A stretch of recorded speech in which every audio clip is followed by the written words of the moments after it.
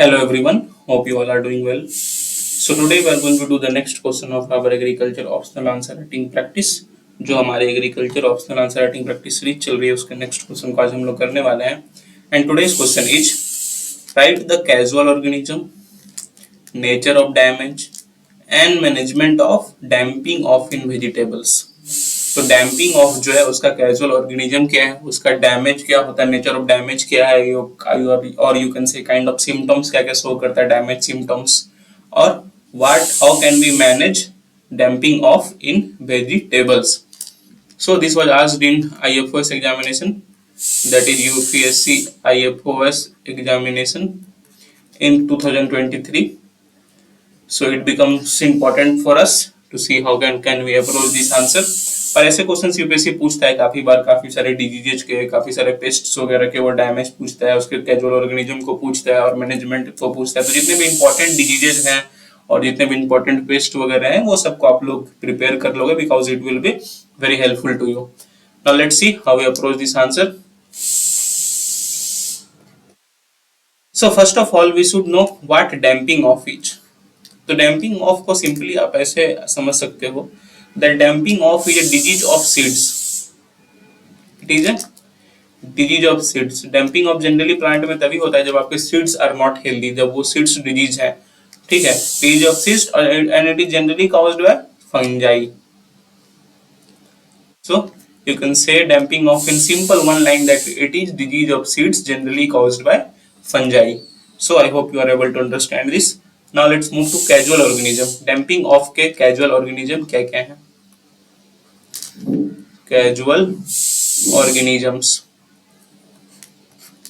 तो damping off के अगर आप casual organism की बात करें तो first of all we have different casual organisms, but जितने important और generally सारे fungi ही हैं, तो सबको मैं यहाँ मेंशन कर देता हूँ. We have Pythium,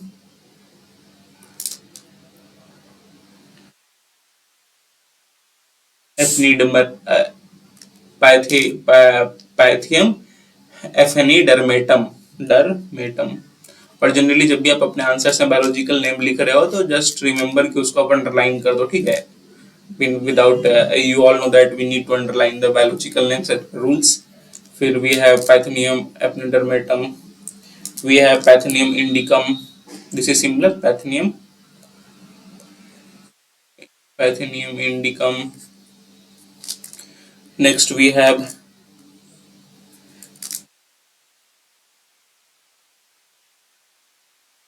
Rhizoctonia solani. Rhizoctonia solani. Next we have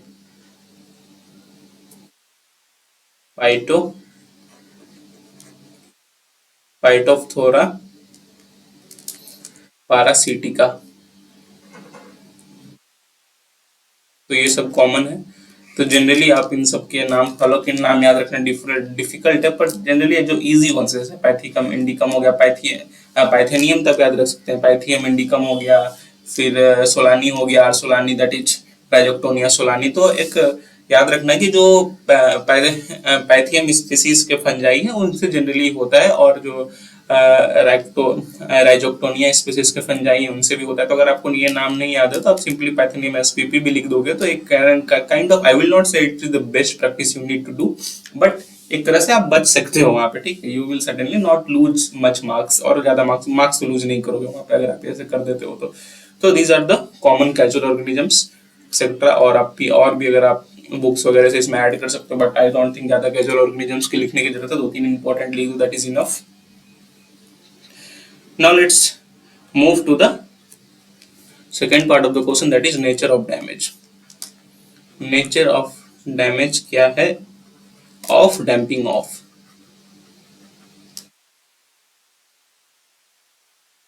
So first of all आप इसमें क्या देखोगे, रूट decay देखोगे. Root decay of stems at or near the soil line.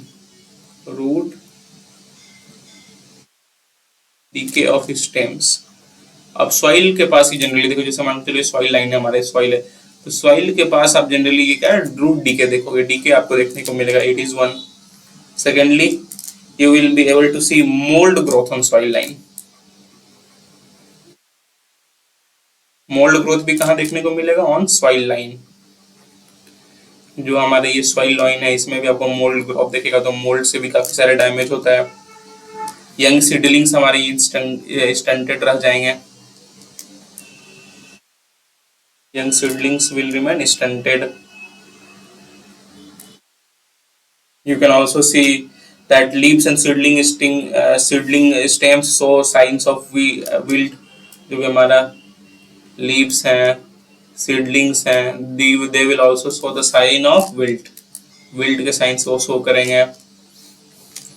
और जनरली जो विल्टिंग काइंड ऑफ इससे मतलब आप देखो तो damping off also results to wilting, तो एक और ये डैमेज ये भी है। तो जनरली जो है हमारा और डैम्पिंग ऑफ जो होता है that is pre emergent and post emergent. आप इसको चाहो तो ध्यान रख लो, damping off is generally pre emergent and post emergent.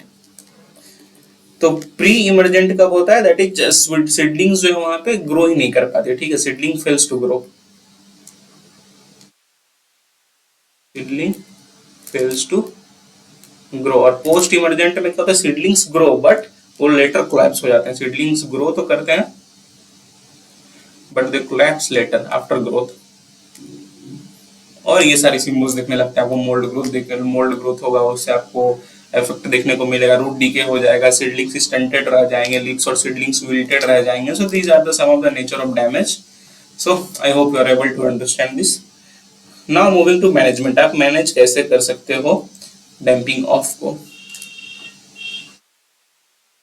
ज्यादा लिखने की जरूरत नहीं, अगर आप 4-5 डैमेज लिख देते हो, तो 4 कैजुअल ऑर्गेनिज्म लिख देते हो और 4-5 मैनेजमेंट प्रैक्टिसेस लिख देते हो तो that is will be enough. तो सबसे पहले क्योंकि ये सीड्स का डिजीज है तो seed treatment we give for most important to seed treatment. Seed treatment, अब देखो सीड ट्रीटमेंट आप किससे किससे कर सकते हो? ट्राइकोडर्मा स्पिरुलम से कर सकते हो,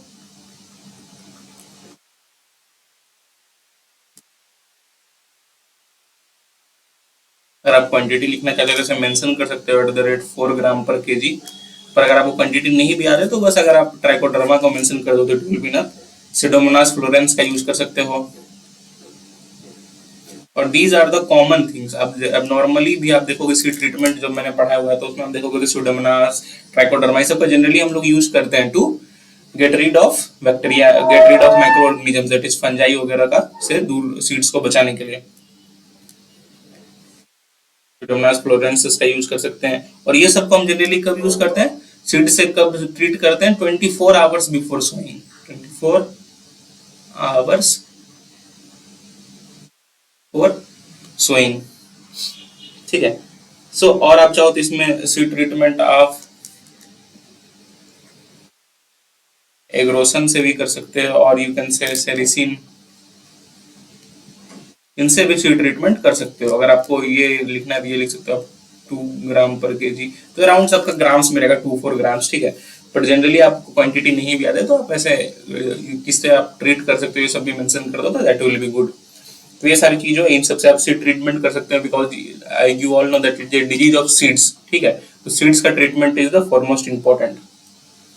आप एक तो सीड ट्रीटमेंट कर सकते हो, सेकेंडली आपके सॉइल में भी कभी कभी फंजाई रहते हैं और उससे क्या होता है जब सीड्स को आप सॉइल में सो करते हो तो उस टाइम फंजल अटैक हो जाता है।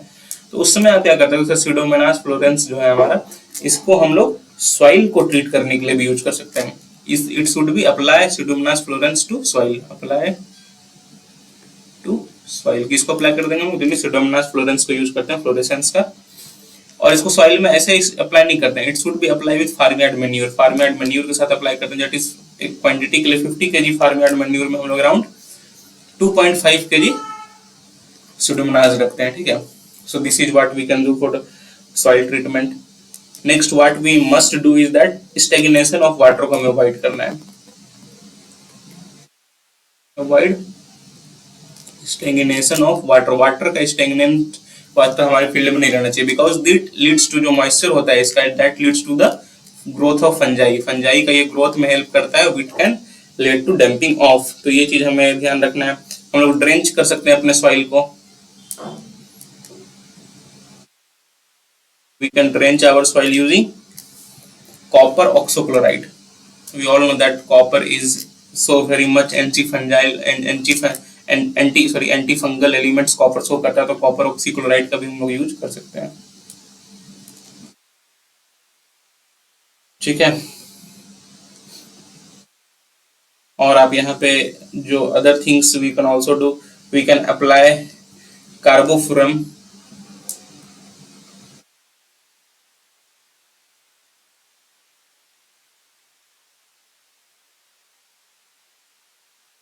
the time of sowing। some other practices जैसे इंटरक्रॉपिंग वगैरह का प्रैक्टिसेस भी कहीं कहीं हेल्प करता है। Intercropping could be also helpful. Carbofuran है यहाँ पे at time of sowing. For example जैसे आप ब्रिंजल में डैम्पिंग ऑफ देखते हो, तो ब्रिंजल में जब भी आप डैम्पिंग ऑफ देखते हो तो हम लोग उसको क्या करते हैं, ब्रिंजल को मैरीगोल्ड से ये करते हैं इंटरक्रॉप ब्रिंजल विथ मैरीगोल्ड एथरेसिव 4, मतलब 4 रो अगर ब्रिंजल को होंगे तो एक रो उसमें मैरीगोल्ड को डाल दो। ठीक है, तो इससे भी आपको देखने को मिलता है कि कुछ हद तक डैम्पिंग ऑफ कम हुआ, बिकॉज ऐसे आप यहाँ पे देख सकते हो कि marigold either it is research में ऐसा पाया कि marigold source some anti fungal elements. ठीक है, तो ब्रिंजल को अगर आप मैरीगोल्ड से ऐसे इंटरक्रॉप कर दो तो उससे भी आपको कुछ राहत देखने को मिलेगी। जैसे मैरीगोल्ड वगैरह में कुछ आप एलोपैथी वगैरह सब भी चीजें होती है जिससे कि वो जो भी फंजाई वगैरह है उससे कुछ कंट्रोल। खैर उतना डीप में नहीं जाएंगे, बस आप ध्यान रखना कि इंटरक्रॉपिंग हम कर सकते हैं ब्रिंजल फॉर एग्जांपल मैरीगोल्ड को ब्रिंजल के 4:1 में, तो इससे भी आपको डैम्पिंग ऑफ कंट्रोल कर सकते हो। तो दीज आर द 5 थिंग। ध्यान रखना जब भी सीड का डीजे तो सीड ट्रीटमेंट करेंगे, फील्ड ट्रीटमेंट करेंगे, यदि आप ट्राइकोडर्मा सीडोमोनास हमेशा ध्यान में रखना। ड्रेंच कर सकते हैं कॉपर ऑक्साइड से। वाटर जो है स्टैग्नेटिंग वाटर में फंजाई काफी भी ग्रो करता है तो उसको कंट्रोल करना इज वेरी इंपॉर्टेंट। इंटरक्रॉपिंग कर सकते हैं। तो these are the some 5-6 methods we can use.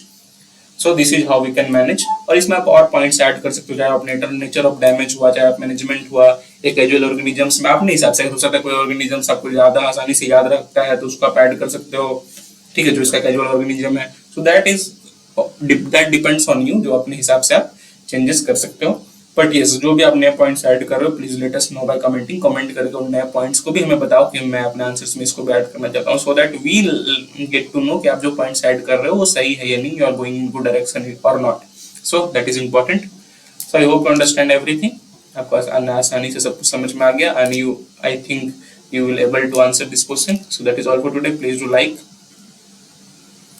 please do share, and please do subscribe. It takes a lot of hard work to make such videos for you on regular basis. अगर आप like करते हो, share करते हो, subscribe करते हो तो काफी मोटिवेशन मिलता है हमें कि हम और भी ऐसे वीडियोज आपसे पहले रेगुलरली बना पाए। So that is all for today. Have a nice day. Thank you.